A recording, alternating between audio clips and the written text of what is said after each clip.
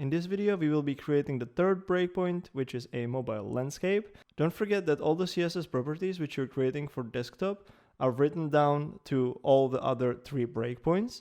So basically, if you make any changes down the road, so let's say in the mobile landscape, these won't affect anything which was created previously. So if we will change anything now on mobile landscape, tablet and desktop won't be affected. Thanks to that, we can now do the stuff where we will be shrinking the grid to just 1 column. So instead of having 2 as on tablet, we will be having everything in just like 1 line below each other, which will be very helpful for the mobile resolution. And I think that's also one of the things which might be confusing at first for people, but at the end, that's the really smart way how we can now, as a designers, create stuff. So let's look at that. So we are done with tablet again. I don't know how long that was. Let me check. Around 10 minutes, and that's even with the desktop. So let's say 8 minutes per the tablet, which I think is ridiculous. So we are going now to mobile. This one will start to get trickier. So let's figure it out how to do the hero image. So we can possibly we can put this one into -160, which will put it on the bottom part of the section, and then we can put the button slightly closer to the text, and maybe increase the padding here as well. So we can do 180, and then put this one more further, 180, so the button is clearly visible and it's not causing any troubles. Maybe even more. Let's do even more. So let's do 200 and -200. So now we want to do the section with services, and this one already starting to be super tight. So we want to stretch each of the services across the whole thing. The only thing here now is that the image is smaller than the width of the viewport. So we can either again play around with the width of the content to fix max, I don't know, to like something like 600, which I think that will be the best option. So let's do that, and then do 600 plus 70. So it's 600 plus 70. We can actually do 30 here now. Let's do 30.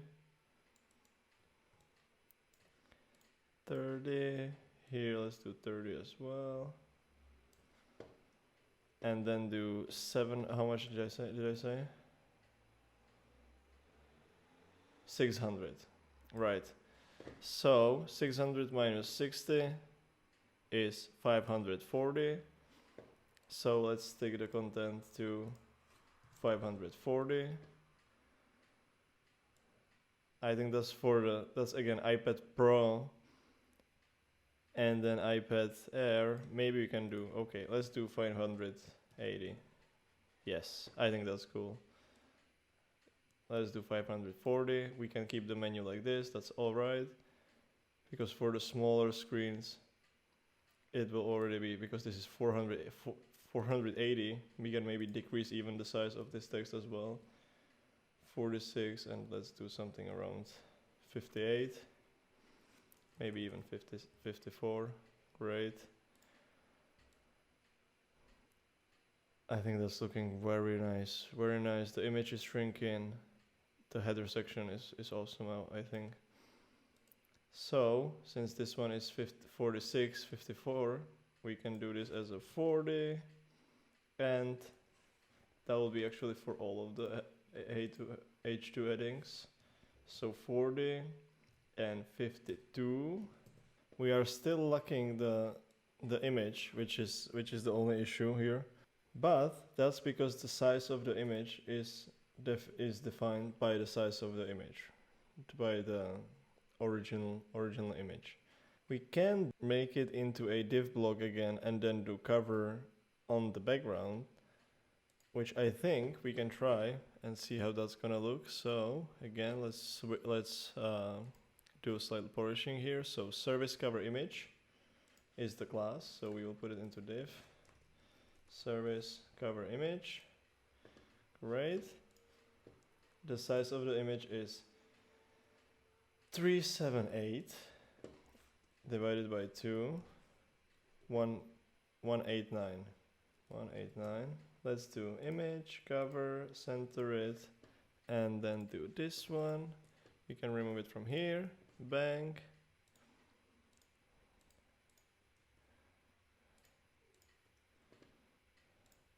And we will put the image here. We will put the image here. We can remove this one and this one. We will only need to do combo classes. So this is service mentors. Because if I would change the background of the previous one, it will get overridden. So we need to do it like this, and then this one will be service internships.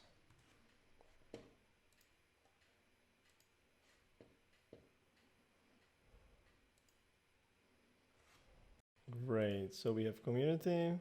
I think I named it wrong, but I will change that later. That's good. So we have it like this, so let's change how it looks on the phone, and that's what I'm talking about.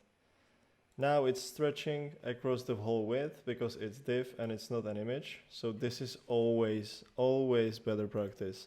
Now we want to do service wrap to put some margins next to these things, but we don't need to do that. We can do just change of the grid, which is, I think, again, way easier way. And then let's do 60 for the rows, and automatically it nicely shrinks those. So we are done with the services. We now have the same issue here with the image here. So let's change that here as well. So we will put the div block here for the image. We will check how wide is this image. 750 for some reason, because that's 8 columns. So that's 8 columns in the 12 pixels grid. So if we want to delete this one, put it in 3, I think. Yeah, let's figure it out. That.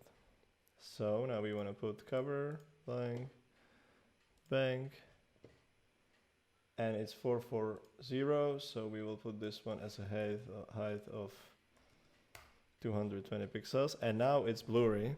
That's because we put it as a cover and it's wider. So we wanted to fix it to 750, and now it's the same thing, and it's aligned nicely with the mentors, because now it's keeping the right amount of the 8 columns. Right. And then when it's shrinking, it's not doing exactly what I wanted to do with it, but we might be able to actually do this one by having maybe 6 columns. Yeah, I think so. 6 columns will definitely help here. So let's do it like that. So this one is for 4 column span. This one is 3 actually. We might be able to fill it with auto. And bang, we're there. Everything is nicely aligned just using the grid. So we didn't have to change anything. We don't need even the width for the image now, because it's nicely aligned with the section on top. And then with this one, you can see how everything is nicely lining up. So just for this bit, we want to put it from the full width. That's awesome. That's awesome. Everything is nicely aligned. This one is the only one where we're running into issues now. So we want to do that by, again, This one is obviously running into issues because this paragraph and this thing has some issues with the width, but we will fix that in a moment. So we want to have here only now one column. We don't need any more columns anymore. We can have 2 rows. We will probably need 3, but that's fine. So now we need to change the column spans to just 1. This one will be again 1. I know this will probably sound weird. Why is it 1? But you will see that in a bit. Awesome. Now it's just 1 column. So, and now just let's play slightly with the spacing here of the rows. So we will do only 20 here. So it's more next to each other. There is some spacing here on this one, which we will remove. And now it's right next to each other, and we can remove this one to auto. And it's about us and our mission. Awesome. And for the phone, I think we should start putting these in one line. Bang. We don't need actually 2 columns here. We can do just 1. And then just change this one again. Oh, don't forget to always change this one for each of the breakpoints. That's the only tricky part on this one. And then we change the grid. I'm not sure what was the size which I was putting there before. 40? Was it 40? Let's check. 60, sorry, 60. 60. And we're putting here 60. All is working really nicely. Except for why is this saying become member? Right, there is no become member. This is read article. I love how this is changing on all of them. Read article. You know what, actually, I think on the iPad we can do that already. There is no need to have this. And if there will be some weird or longer blurbs, it will already start doing some weird things. So let's change it here as well. Have 60. And then we don't need to do this here because it's already doing the job. It's taking the stuff which was created on the iPad and it's taking it to the iPhone. So we have read article. And now I'm really worried about this section because we will have to change it as well. And let's change it. So services grid. This is just because I named it grid for some reason previously. And we won't need 3 columns. We will need 1. We will have 60 for the rows, for the spacing. We can now remove the spacing here, I think. I put it somewhere, right? Or maybe I did not. Awesome. It's already working nicely. Just maybe we can increase the size of the images here to something like these 220. I'm still not sure about the hero image being like this. So let me check how would that look if we will put here 280. That's too much. I put 300, okay. 280. I think that's awesome. Love it. Love it, love it, love it, love it. Our speakers are doing a nice job.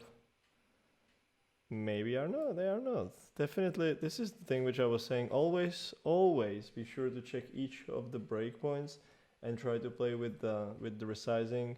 Check how the biggest size looks like, how the smallest size looks like, because now you can see that there is some weird stuff going on with the surname and the first name, and we don't want to have that like this.